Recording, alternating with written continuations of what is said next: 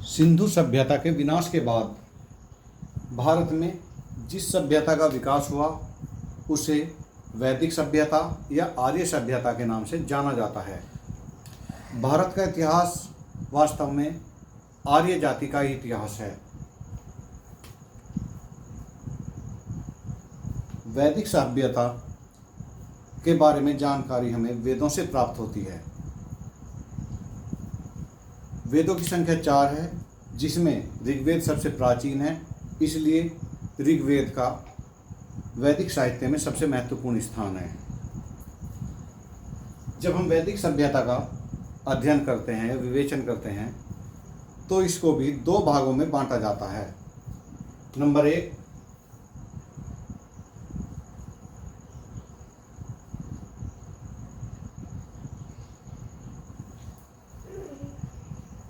काल या ऋग्वैदिक काल।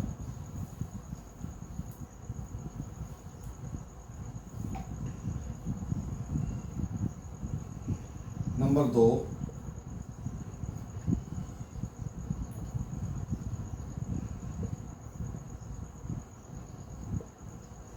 उत्तर वैदिक काल। ऋग्वैदिक काल के बारे में जानकारी हमें केवल ऋग्वेद से प्राप्त होती है। इसके अलावा उत्तर वैदिक काल में वेद, पुराण, अरण्य ग्रंथ, उपनिषद आदियों से हमें जानकारी प्राप्त होती है या उस समय के इतिहास निर्माण में मदद मिलती है। इसलिए सबसे पहले हम ऋग्वैदिक काल या पूर्व वैदिक काल का ही अध्ययन करेंगे।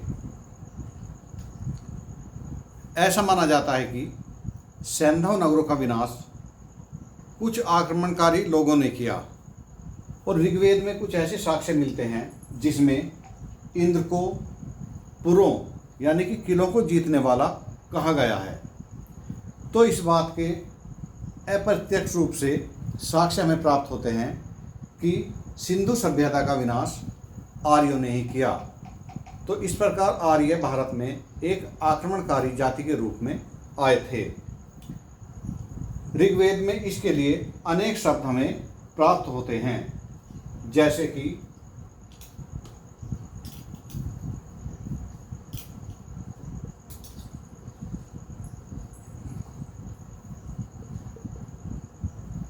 इंद्र के लिए शब्द आया है दस्यु हन, हंता या दस्यु हन।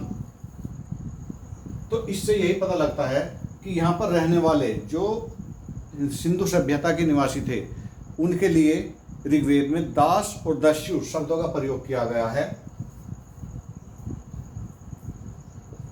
जो यहाँ के मूल निवासी थे। और इंद्र को दास दस्युओं को मारने वाला, इनका हत्या करने वाला कहा गया है। इसके अलावा इंद्र के लिए एक और उपाधि है पुरंदर। पुरंदर यानी किलों को नष्ट करने वाला, किलो या दुर्गों को नष्ट करने वाला। क्योंकि सिंधु सभ्यता में सभी नगर दुर्गीकृत थे, तो निश्चित रूप से ये आक्रमण उन्हीं पर किया गया होगा।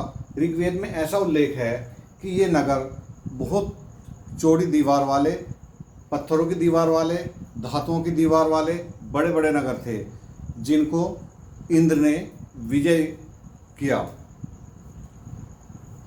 यहाँ पर रहने वाले लोगों के लिए मृदवाज यानी अस्पष्ट भाषा बोलने वाले कहा गया है। जैसा कि हमें सिंधु सभ्यता के भाषा लिपि से जानकारी प्राप्त होती है, जिसे आज तक नहीं पढ़ा गया है और जो संस्कृत से भिन्न है। उस समय आर्य लोग भी उस भाषा को नहीं पढ़ सके होंगे, नहीं समझ सके होंगे, इसीलिए मृदभाष वाच उनके लिए शब्द प्रयोग किया गया है, यानी कि अस्पष्ट वाणी बोलने वाले,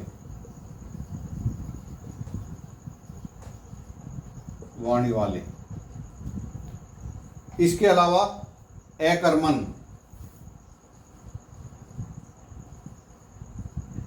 यानी कि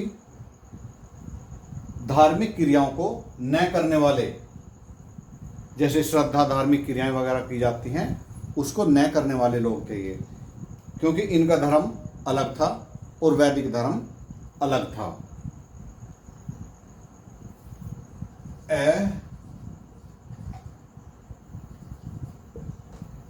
यानी कि आर्यों के देवताओं को न मानने वाले जो सिंधु सभ्यता के लोग थे वो मूर्ति पूजा करते थे और उनके देवी देवता अलग थे। तो ऋग्वेद में उनके लिए अदेवयु शब्द का प्रयोग किया गया है। इसके अलावा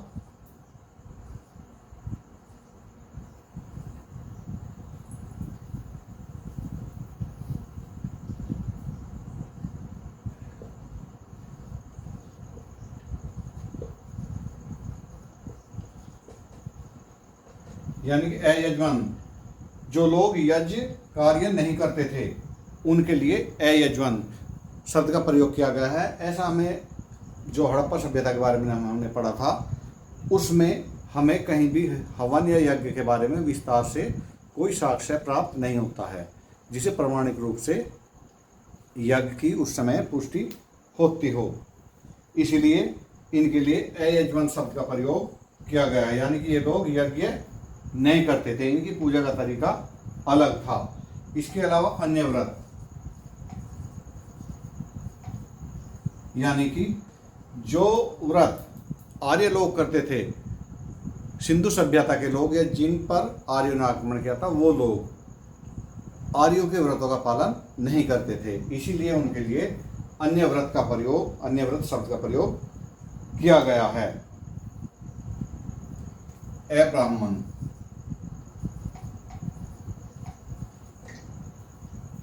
यानी कि आर्य धर्म के अनुसार विचार या आचरण नहीं करना, ये भी इन्हीं के लिए प्रयोग किया गया शब्द है। इसके अलावा अव्रत, यानी कि व्रतों को न करने वाले, ये माना गया कि ये लोग व्रत नहीं करते थे और इसके लिए इन्होंने अव्रत शब्द का प्रयोग किया है।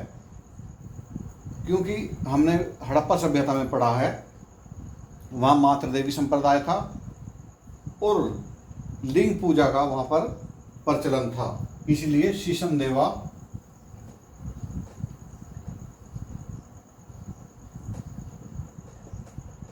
यानी कि लिंग पूजा,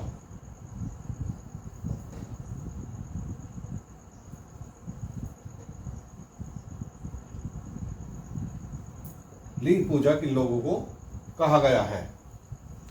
तो इन सारी बातों को देखने से यही निष्कर्ष निकलता है कि आर्य लोग भारत में बाहर से आक्रमणकारी के रूप में आए और यहाँ पर आकर उन्होंने अपना राज्य स्थापित किया और यहाँ की जो पुराने से पहले समय से चली आ रही थी संस्कृति उसको नष्ट किया और अपनी आर्य संस्कृति को यहाँ पर स्थापित किया। आर्य कहाँ से आए, किस देश से आए, कैसे आए, ये बात अगली वीडियो में बताई जाएगी। धन्यवाद।